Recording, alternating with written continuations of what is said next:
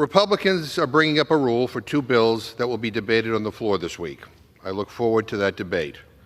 But I feel compelled to focus on this majority's screwed-up priorities, which now include handing a get-out-of-jail-free card to KKK members, Proud Boys, and other criminals who violently beat cops within an inch of their lives on January 6, 2021. I mean, I thought this election was about lowering costs. What the hell happened? I thought it was about securing the border. I thought it was about making sure that our communities are safe. Not whatever the hell these pardons are. These pardons are sick. They are offensive. They are un-American. And I don't ever want to hear about law and order from your side again, Mr. Speaker, when your side is letting criminals back on the streets. Criminals who beat cops and tried to overthrow our government.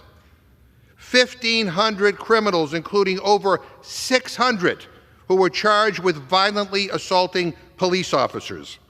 And I'm here to talk about that on the floor because I think it's disgusting. I think it's a disgrace.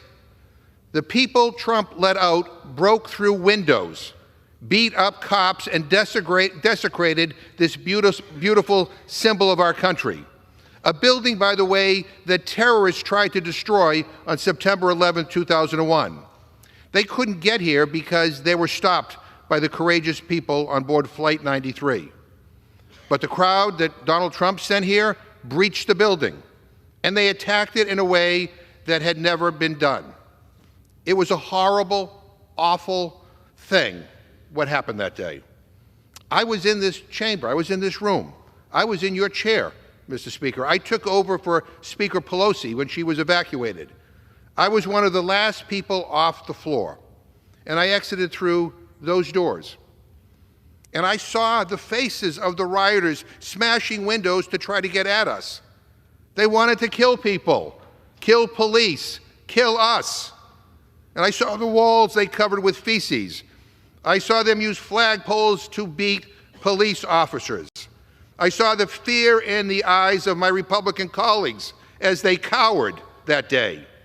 And I saw the bravery of law enforcement that protected us. Mr. Speaker, how the hell do you guys walk into this place every day? How do you look the police officers in the eye? How do you do it, knowing the people who tried to kill them will walk free thanks to Donald Trump? These were brave officers who tried to hold the line against a violent mob.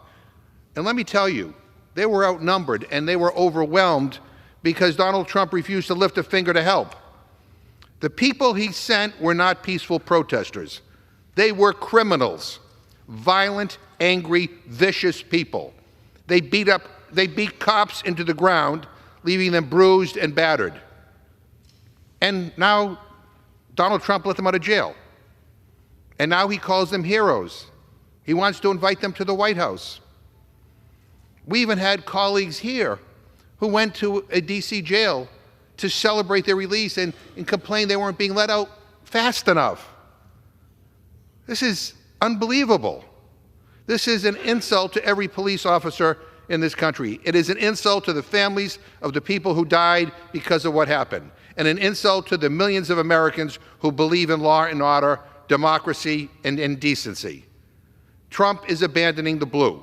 He could have chosen to let out only the nonviolent offenders, but he let out people who beat the cops, and that tells you all that you need to know.